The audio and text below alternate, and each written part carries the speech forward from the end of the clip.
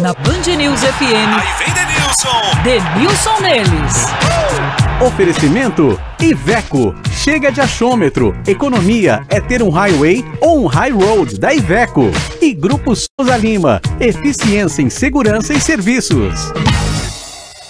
Pela posição em que o Denilson está sentado em relação ao telão, que é onde eu tô, ele pode falar normal, numa velocidade, na altura normal. Porque senão, eu falei para a Gabi falar baixo, Denilson, as plantas que estão atrás de mim e a água que está atrás de mim começa a mexer.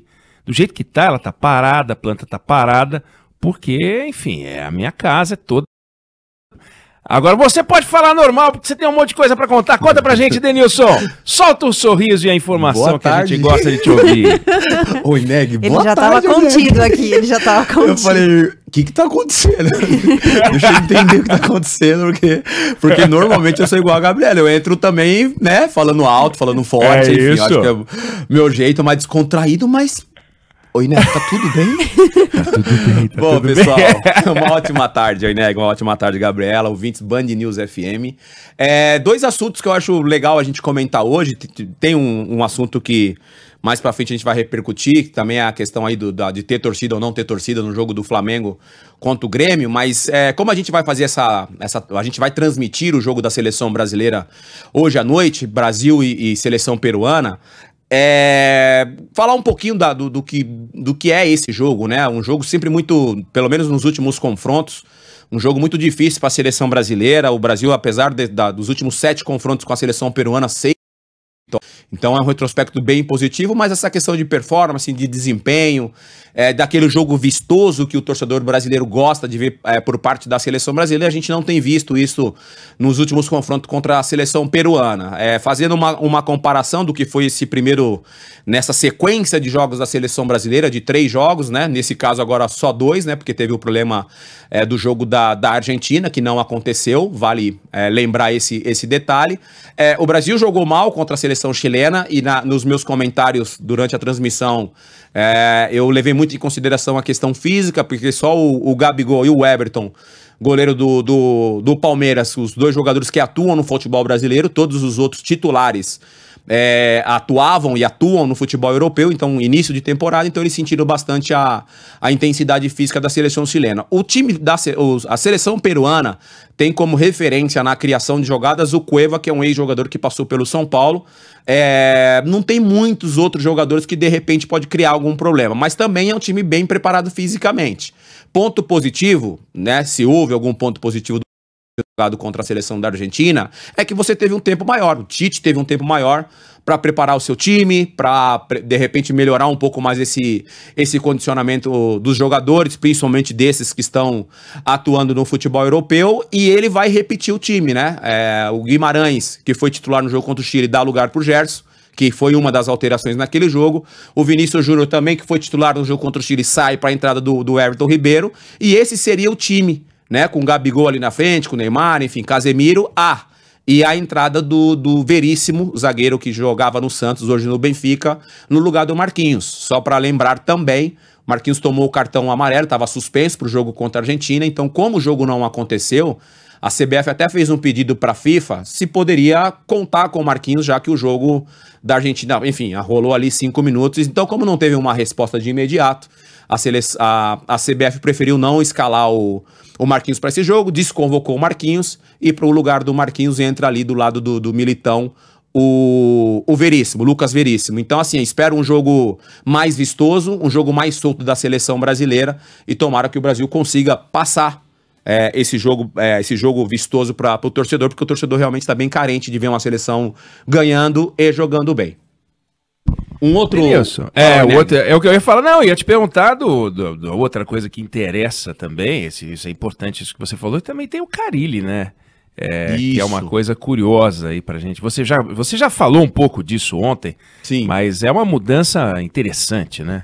Sim, Deixa eu só registrar aqui que toda vez que tem esse embate Peru-Brasil, os ouvintes mandam mensagem aqui, já tem gente perguntando. Gabi, nesses casos você torce para quem? Porque meu pai é peruano, né? A família do meu pai é peruana. Que legal. E eu torço pro Brasil, mas eu fico um pouco balançada, porque no grupo da minha família do Peru fica todo mundo muito animado com os jogos do Peru. Então eles ficam assim, enlouquecidos. Aí eu fico um pouco balançada, mas torço pro Brasil. Gabi, o Peru não tem jogado mal contra a seleção brasileira. Tem jogado até bem nos últimos confrontos, até mereceu, de repente, uma vitória. É verdade. Mas é que, assim, tem um peso de camisa aí importante que, às vezes, assim, a tomada de decisão durante um jogo como esse, às vezes os jogadores peruanos têm a oportunidade, de repente, por uma falta ali de até mesmo de técnica, não consegue fazer.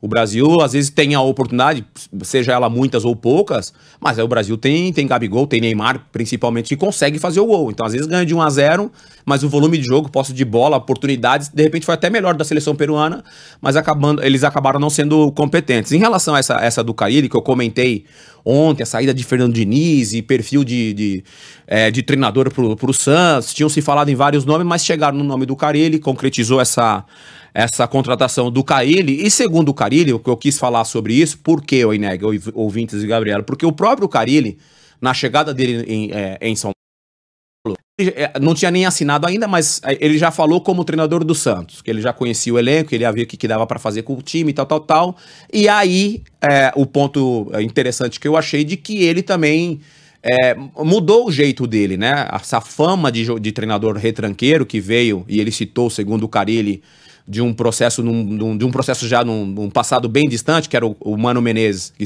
eram, né, o Mano Menezes e o Tite, ele só deu sequência nesse trabalho que o Tite e o Mano Menezes tinham feito lá atrás no Corinthians, e agora ele deu sequência, né, no momento dele de Corinthians ele deu sequência, mas que a cabeça dele também mudou, que os últimos trabalhos dele, por exemplo, lá na Arábia, foi um trabalho diferente, um time que gostava de propor jogo e tudo mais.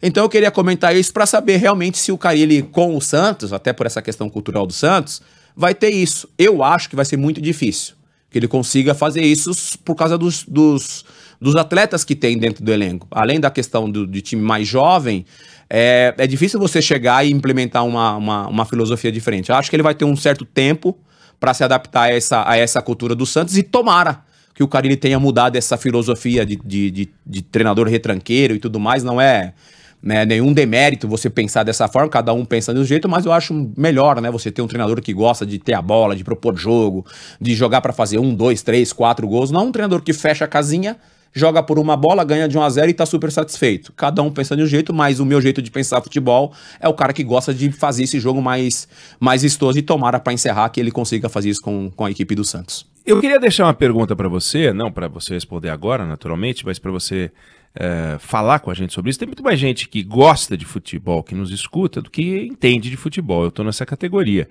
Então eu gosto de ouvir você falar, porque aí eu absorvo o que você tem para dizer. Como jogador, chega um técnico novo, você estava jogando segundo as orientações de um técnico que pensava de um jeito, aí chega um técnico novo, é o mesmo elenco, é o mesmo time, mesma formação, mesma habilidade, chuta com a direita, chuta com a esquerda, dribla pra cá, dribla pra lá, blá blá blá blá. Aí o técnico novo chega, não dá para ele chegar e falar pro Denilson fazer tudo diferente, também não dá para ele falar pro Denilson fazer tudo igual.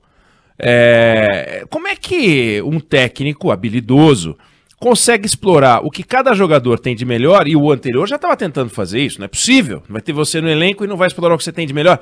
Como é que controla o jogador? Como é que estimula o jogador? Como é que fala pro jogador, para de fazer esse exagero, o segundo drible, o quinto drible, o sétimo drible, ou então dribla mais, se é bom, vai para cima. Como é que faz essa leitura? E o técnico anterior também tentava fazer. Essa troca de comando deve ser um negócio muito complexo, não é um negócio chegou, mudou. Eu queria que você explorasse isso um pouquinho, hoje não, mas amanhã ou depois, amanhã tem o jogo, você vai falar um pouco do jogo do Brasil, sim, mas ficar com isso, porque eu acho muito interessante você explicar, você já passou por isso, sim, e acompanha isso no teu dia a dia, como é que funciona isso? Sim. Porque deve ser um processo difícil, não? Tá, eu tenho a resposta já completa, mas guardarei essa resposta para segunda-feira, pode ser? Claro! O tempo fechado, urge, vamos guardar.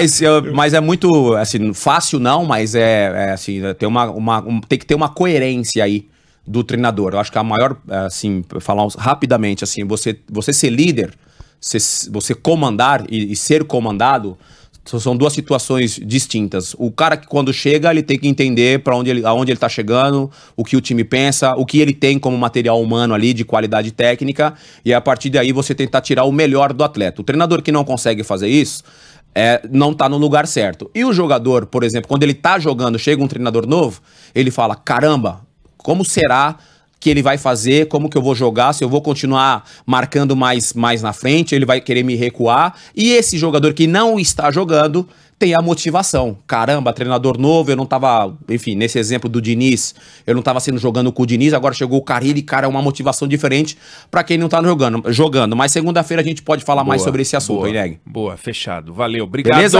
Vai almoçar. Beijos. Tchau. Nos vemos. Nos vemos. Nos vemos. Bye.